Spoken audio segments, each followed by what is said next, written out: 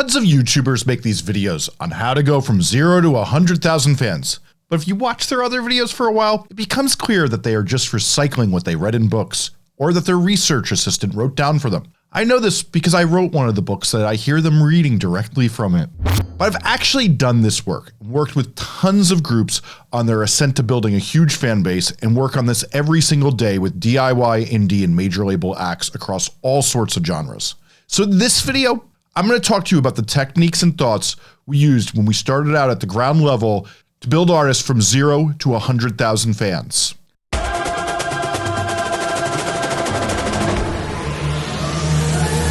Hi, I'm Jesse Cannon, a music marketing nerd who's teaching musicians how to grow their fan base from 0 to 10,000 fans, and this is Musformation. Since I don't really want to bore my regular viewers, if you're sitting here watching this thinking I am just another one of those YouTube con artists selling a course who's just spouting off with no experience, I encourage you to go to my channel page and watch the video on my biography. But the short of it is, for well over a decade, I've been a marketing strategist for all sorts of musicians and worked on the marketing of a Billboard #1 comedy record and a podcast that has been the Apple Top 5 podcasts numerous times. But really what I think is most important is my head is in the game. I live and breathe marketing in not just music, but comedy, podcasts, and politics, talking to managers, PR people, booking agents, and A&R of many of the biggest artists in the world in tons of different genres. I'm on the phone every day with people who are building a new artist who have also taken artists to platinum sales. And I've been taking the information I learned there and putting it on this channel for the past 2 years, from whether it's my experience or my friend's experience. I stay up on what is working and what is changing, and I update it here. So let's get some things out of the way to make this video way more enjoyable. What I'm going to do here is lay out the top line strategy to build a fan base off of. If you think something I'm saying is interesting and you want to go deep on it, there's already videos I've made that go way deeper on every single subject in this. Just head down to the description and find the links. If you're not finding a certain section interesting, there's chapters for this video, so feel free to skip ahead. Okay, so let's talk about the first pillar of marketing in 2022 for a musician. This is appealing to algorithms. Now I know for a lot of us, it can be a real turnoff to appeal to algorithms, but I have news for you. Doing this happens to have a happy ending, unlike what Facebook is doing to our society with its algorithm. Right now, the majority of music discovery and how people build a fan base is because they use smart strategy that appeals to an algorithm. But there's a smarter way to see this. If you deliver music in the way the algorithm likes, which means you don't have to and nor should you compromise your music, because the great thing about music today is songs that are authentic are more rewarded than ever. But the delivery method and the way you release music has a defined way to spread as far as possible if you follow the rules of the algorithm. Right now, what I see the majority of artists who get a fan base doing to effectively build a fan base is they release a single every 2 months, while occasionally peppering that with alternate versions, covers, remixes, and adding a feature to an existing song here and there. They do this for 12 to 18 months while doing something eventful every 2 weeks and something smaller every single week. This only takes 6 songs per year to fill up an entire calendar year if you release a single screen video and a stream of your song on the first week, then 2 weeks later a lyric video, then 2 weeks after that a music video, and then an alternate version. But a lot of people want to release a single every week now, and it makes people feel like the music is not important and you're throwing spaghetti at the wall to see what sticks. Whereas releasing a song every 2 months and following it up with eventful things keeps people's attention spans engaged. You gotta remember, the music listening world is now offered 60,000 songs uploaded to Spotify every day, so you need to show them this one is exceptional by putting in the effort to make content around it and continually remind people it matters, which makes them think they should pay attention to it. This is what Lil Nas X did when he rose from being a completely unknown artist to having the longest running #1 song of all time. By continually reminding people that your song is something exceptional, you convert them to listeners and hopefully build a relationship with your song if it's indeed one that makes them feel good when they listen to it. Now, a lot of people get really bummed out when they hear me talk about releasing singles constantly, as they love albums and EPs, and you know what? So do I. I was listening to some while I wrote this. But you have to see EPs and LPs and mixtapes as what builds a deeper relationship with fans who start to like you. It makes them think about you more and feel close to you. And the deeper that relationship is, the more likely they are to come see you live, buy your merch, and engage with you on socials. And most of all, never shut up to their friends about you till they annoy that friend into listening to you. But we need to see it this way. The singles are what lures people in. Much like that sample of the chicken the Chinese food stall gives out for free in the mall courtyard, they hope to lure you over to the counter to buy a pound of it, and keep coming back and doing that each day after you've tasted how good it tastes. We have to see albums and singles as two different things. Singles offer the opportunity to bring in enough people that they are going to go through your album or back catalog and get to know you and develop a relationship with your music. But if you aren't releasing as many singles as possible these days to bring people back to that album, you're basically derelict in sending out the samples that will intrigue people. And this is because singles are how people first taste music and decide if they want more. And right now, algorithms spread singles because of the way Spotify is designed. And people's attention spans work in a similar way, that the more singles you release of quality material, the more chance people will have to take in your album and back catalog. Which brings me to what appeals to algorithms appeals to human attention. Okay, so let's go over this. The top two ways people discover music are Spotify and YouTube. When it comes to DSPs and listening without video, if you open the majority of RS analytics of where their listens come from, if we bar YouTube, it's usually 80 to 85% Spotify, and then the other 15-20% is distributed between Apple and all the other DSPs. So like it or not, Spotify is really where you need to focus your energy, and they give artists tons of tools to promote themselves, whereas all the other DSPs, except Pandora, give you virtually none.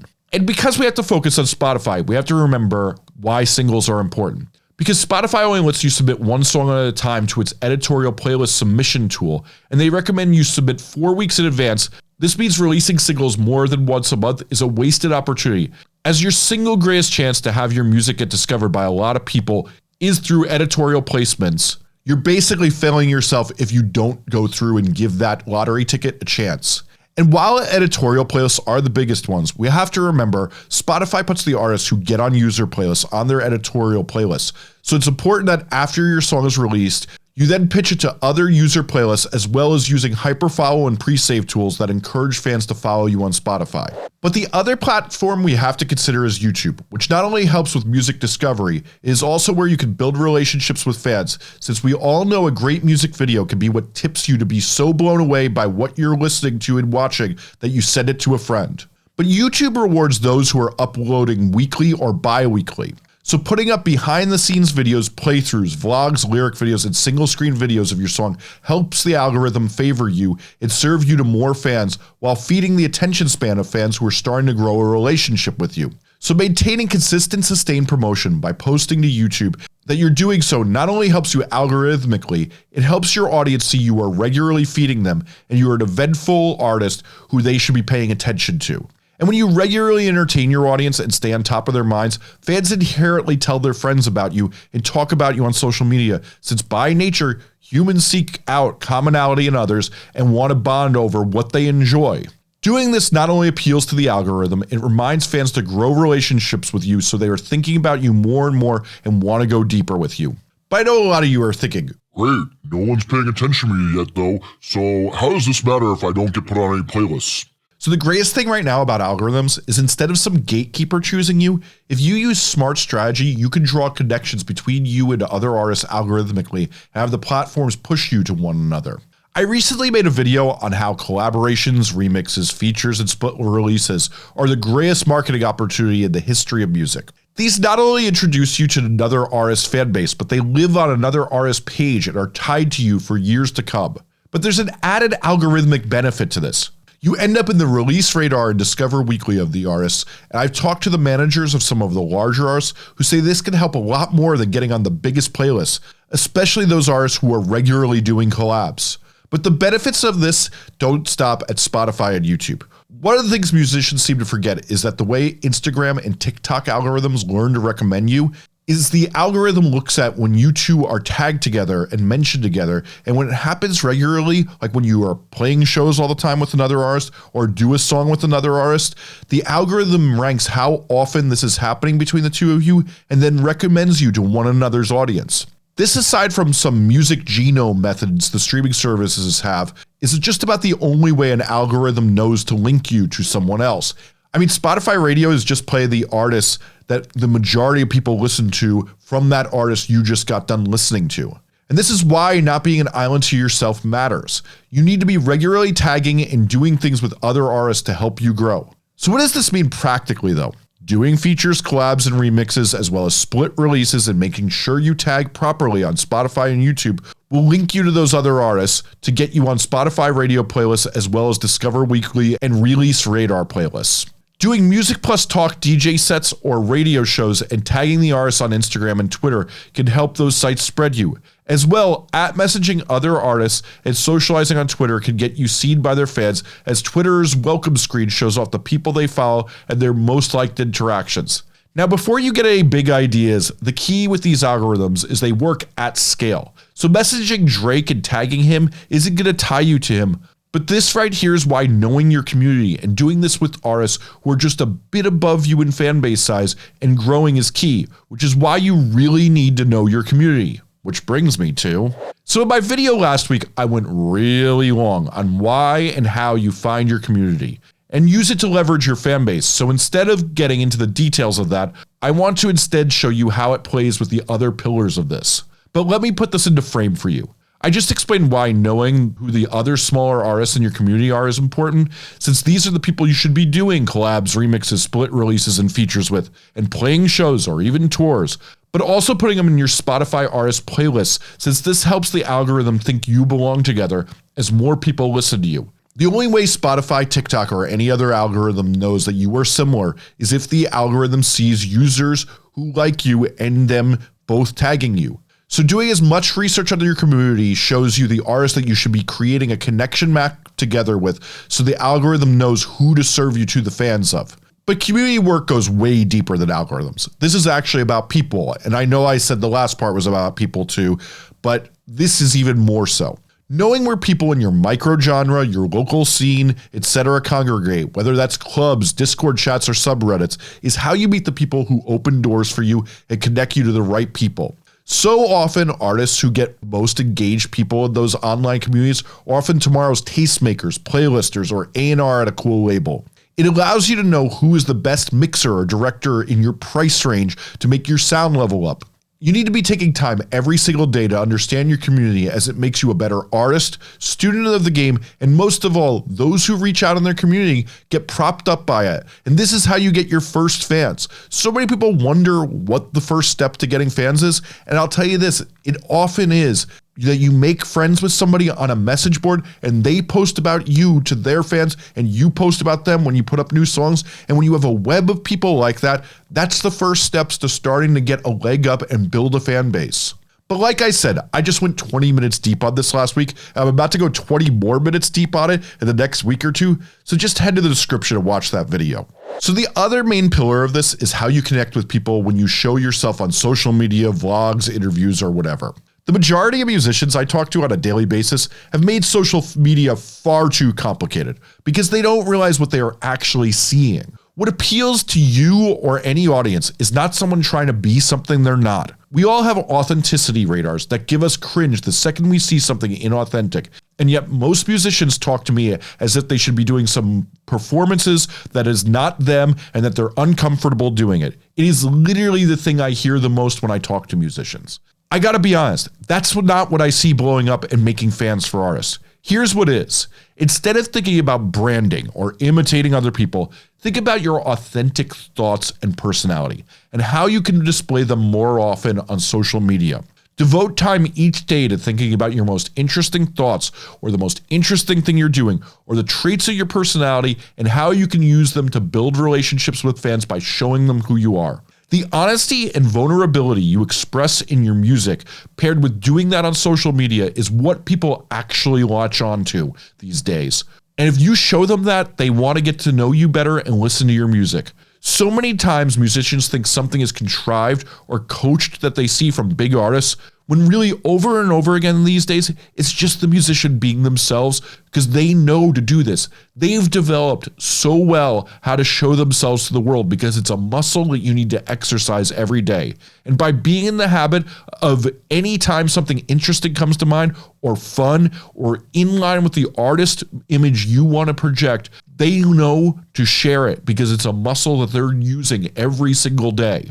The other thing musicians really make a mistake about on what to do on social media is they think they have to be something they are not in order to be synergistic with their music, which I also find to be totally untrue. They think if their music is dark, they have to be dark. Phoebe Bridgers makes some of the more sad and moody music, yet her whole social media personality is jokes. Many musicians who make playful music can be passionate about politics. People want you to be yourself, and often the depth of yourself, of not just being the person who makes the music, is the appeal. Now, with that said, if your mood is a continuation of the music, some of the most powerful marketing can be accentuating that mood of your music with what you do on social media, and investigating that authentically is just as important as everything I just said. And so that's what I see working, is each day thinking of how you tell stories or thoughts in an authentic way that works. And if you don't get what I mean by stories, I have a whole playlist and tons of videos on that, since authentic story-driven content is really what makes artists spread on social media. And I also want to say, this even goes for what platforms you spend the most time on, as each of them have different forms of expression. So choosing to go hard on two platforms like Instagram and TikTok, you can then go lighter on Twitter and Facebook. Just choose two that you think your personality will work on and really go in and keep a presence on the others. But note, you also need to remind people regularly about your music by making those stories involve your music.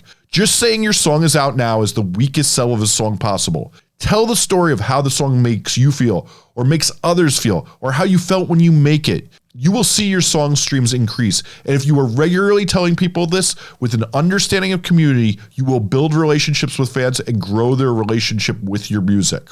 Okay, so the last pillar of how you grow in 2022 is to understand the cheat code technique of your genre. So I can't get super specific with this since each genre and even micro genre has their own cheat code. And what I mean by this is there's often a trick happening at a moment, a practice or an aspect of music promotion you can focus on that will get you more fans if you understand it and allocate more time to it. Think of it this way. Right now, hiring a radio campaign, if you're a DIY pop artist, you may as well set the money on fire, since there's no chance you'll ever get played unless you have tons of streams that have created momentum around your music. But a moody indie rock artist doing this for college rock radio and Sirius XM can really be a small amount of money for the gains that you see, and a total cheat code. If you're making songs that sound like the Beatles and you're buying TikTok ads, one might be reminded that many of the people on TikTok's parents weren't even alive when the Beatles were together. Each genre has a promotion or marketing tactic specific to it that can lead to explosive growth. One of the reasons we watch your community so closely is you will start to understand what this cheat code is. Understand and research the cheat code technique of your genre and then exploit it as much as possible once you see it. Since if there's one thing I see over and over again, someone will say, this artist blew up from TikTok. But when I actually look under the hood of what they were doing, I often see there was this other cheat code technique that they were doing that is not as clear to the eye as just TikTok views. It's very rare an artist's massive growth came from concentrating one place. It's often an accumulation of a few smart strategies, and I just laid out all the top lines of those for you here. So let's review really fast. To distill this video into a few small rules, they would be this, and the more you follow these rules, the more your music will spread. Appeal to the algorithm by releasing a song every 2 months on Spotify, and pitch it to editorial playlists, and then follow up by pitching it to user playlists. Release a single screen video, then 2 weeks later a lyric video, then 2 weeks later a music video, as this appeals to people's attention spans as well as YouTube's algorithm. Learn and do community work every day, as the time spent doing this sets you up for a greater understanding of what you should do and finds the people who will elevate your music career. Whenever I speak to the artists who got huge fan bases, without fail, it was that their community lifted them up and their understanding of this, not that they bought a bunch of ads. Create connections on social media and on Spotify and YouTube between you and other artists who are similar to you that are equal or just a bit bigger than you in size, so the algorithm understands how to recommend you and connect you to the fans of those artists. Instead of thinking about branding or imitating other people, devote time each day to thinking about your most interesting thoughts or traits of your personality and how you can use them to build relationships with fans on social media. Okay, so this video here kind of sums up what we talk about on this channel. So if you enjoyed it, you better like, subscribe, and get notified. I answer every comment down below, so feel free to let me know your questions. On the screen now is a playlist that links to all my videos on this subject, or you can go deeper on the subjects in this video by clicking one of the playlists on the screen now, which are on how to get your music noticed and how to tell stories around your music. Keep going deeper and learn more. Thanks for watching.